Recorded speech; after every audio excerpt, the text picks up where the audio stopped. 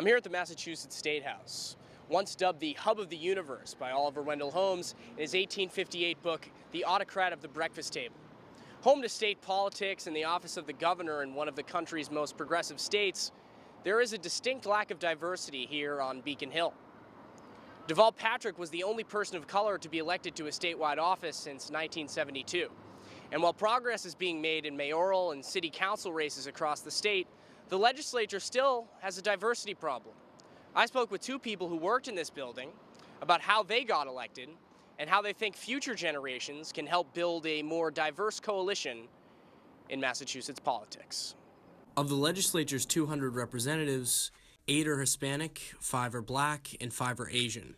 Linda Dorcena Forry, who recently left the Senate for a job at Suffolk Construction, was the only Black person in the upper chamber. Dean Tran, elected in December, is the first Vietnamese American to serve in the legislature. What's an example of when you may have faced racism on the campaign trail? Yeah, I mean, I can tell you that, this is a great district, right? So when you hear South Boston, automatically people go to busing, right? And in terms of what happened in the 60s and 70s.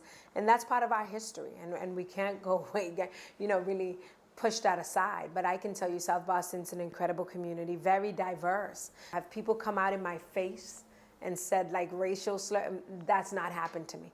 And I'm born and raised in Dorchester, okay? And I'm born and raised in Boston. There have been times where I knocked on doors and people look at me and say, nope, that's it, just nope. And I know it has to do with racism and discrimination because some of these people just look at me, my hair, my face, and then just say no. And how do you cope with those types of scenarios? Well, I cope with it by telling myself, it's really not my problem.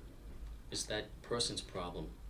We don't live in a society where you judge a person by his or her hair color or his or her skin color. And if I allow that to be my problem, then that would create a mentality where I would give up. And I've never given up in my life on anything. How were you able to craft a message that helped voters realize the issues you were talking about applied to everyone, regardless of race? Well, during my campaign, what I did was, the message that I conveyed to them was, look at my background. I started from nothing. I worked my way up. I achieved all the accomplishments that I set out to achieve. And now they can trust me to represent them on the state level.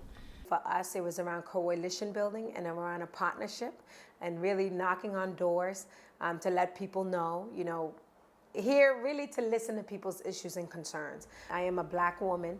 I am first generation. I speak another language. But it's really not just about what we look like, but it's about who connects on the issues. And I think that's very important. What role did race play in your decision to run?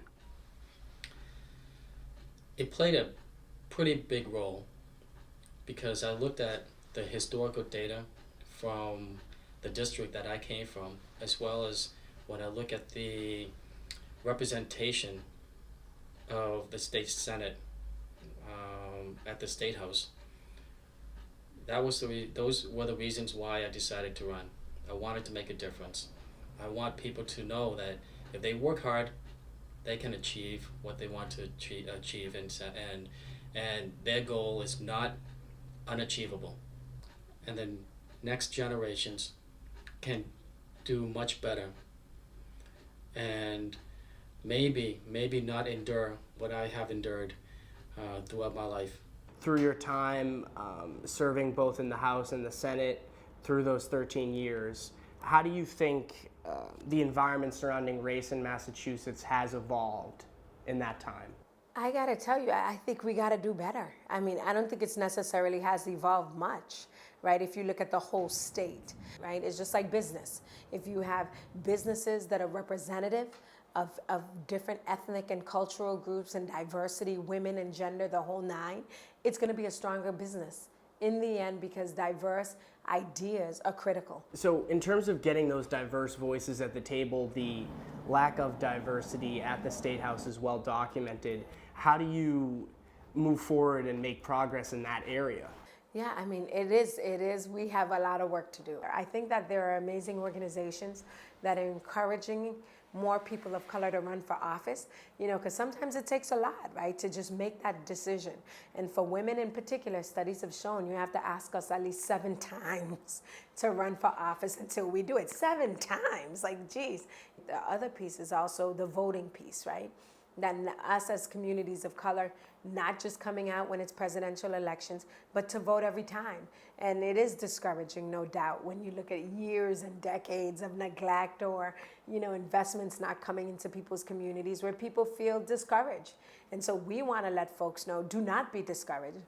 We should send a message to people of color that they can run for state offices, and that there is equality. They will be treated the same as any other candidates.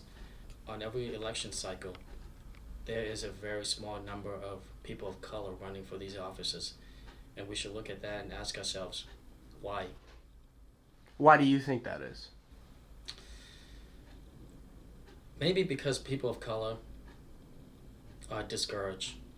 Maybe they look at that number and they tell themselves, I don't have a chance. Why should I run? We should discourage that kind of behavior. I say to folks, if you're willing to put on your shoes, if you're willing to walk the streets and to knock on doors, then you have a strong opportunity in winning a race. Could Linda Dorcena Forry find her way back into Massachusetts politics? She says she never knows what tomorrow may bring, but it's incumbent upon new voices to take on this effort for diversity. Both senators agree that more must be done to ensure more diverse voices run for office, but that it's also important for people of all races and backgrounds to be allies in this effort. Issues drive elections, and if people of color continue to be focused on that message, more positive change will come. For BU News Service, I'm Nick Neville.